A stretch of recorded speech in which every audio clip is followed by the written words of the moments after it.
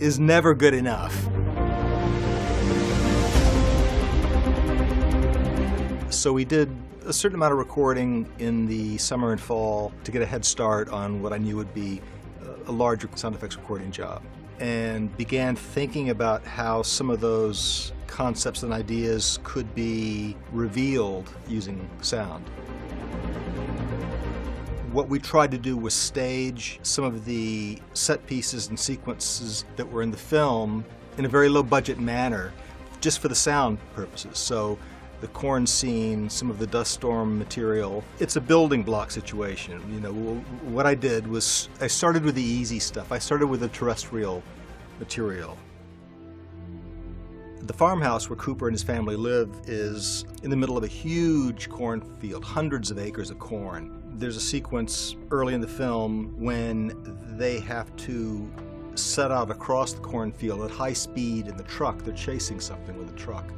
So we found a cornfield and were able for a small fee to mow that down with a pickup truck that we rigged with a metal bumper as kind of a corn catcher and mounted mics behind that and inside the truck. And we just drove repeatedly through the cornfield. We only had about maybe a 5-second run through the corn.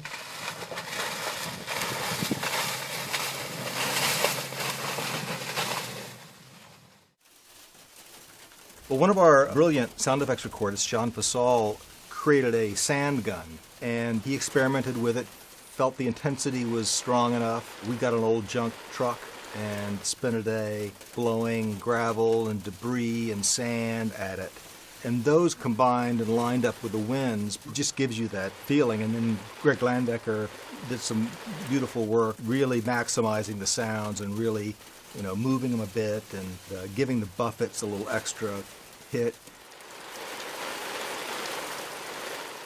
We basically just went with a production track. Chris really wanted to strip it down, make it very simple. And in order to create that track without any looping, which we did very little of, literally a handful of lines, 6 lines, 8 lines, Hugo Wang and Bob Kaiser did a huge amount of work cutting production dialogue like sound effects and fitting it in, putting in syllables here and there where we could articulate a word a little better. And that was an ongoing process. And they did a phenomenal job, a huge amount of work. It's inarguably sticks to the screen, and that's what Chris likes about it. It is just inarguably there. The scene begins with Cooper leaving his house for the last time, and cut to the rocket launch, and it's meant to be like a new chapter, and it needed to be huge.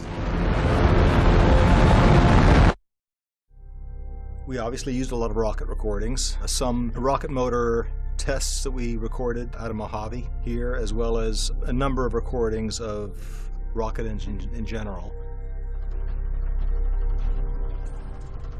Just looking at these sequences, it's clear that it has to be about as intense as it can get without the ship coming apart.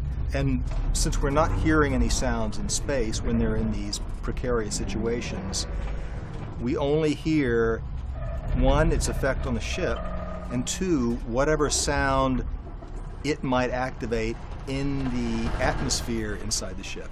So there are two components to that. One is that sound that is activated in the atmosphere inside the ship by whatever gravity or whatever forces are being exerted upon the ship. And the other is the movement, and it really had to feel like you're in a car with no suspension hitting a speed bump at 80 miles an hour. And it's going to really rattle your teeth. It's going to knock you back. So it's that kind of just hanging on for dear life feeling that we wanted to achieve. We started out recording big stuff, planes out at the aircraft boneyard, and picked up a wing with a forklift and dropped it, and that was good, but it didn't have a whole lot of character, so we needed a lot of little rattles, which Ken Johnson did weeks of recording and experimenting with, just vibrating a table full of metal debris. On our trip to the aircraft boneyard, we set up a couple of big PA speakers and subwoofers in one of the fuselages. And we had 2 oscillators connected to the 2 sets of speakers and subwoofers, and we just played around with sine waves and putting them in phase with each other and slightly taking them out of phase with each other, cranking them down way below audible level, 15 hertz, and then slowly bringing them up to where the plane started to shake. That was really the only synthesized sound that we used in the film, was the rumble and the shakes, or for particularly dramatic light flashes that occurred in the wormhole. The sound of space is revealed at the end of this launch sequence, and it's suddenly very silent, very oddly silent. And Chris made a call early on to not use any hums or drones or equipment sounds in the background, no bleeps or bloops. He didn't want it to feel like a Hollywood science fiction movie. He liked the idea of, well, this is their office, this is their place they're going to live for years. So the sound that we hear in the ships is the room tone they recorded on the set. They're on ice. It may not be the same kind of ice we have on Earth. It's got more ammonia in it. But John Rush, one of our Foley artists, got some huge blocks of ice, and we did a lot of crampon scratching on the ice and moving on the ice. And as far as Foley in general, recording all the robot's footsteps, we made a shoe, essentially, a metal shoe that he put on and was able to walk the robot to picture.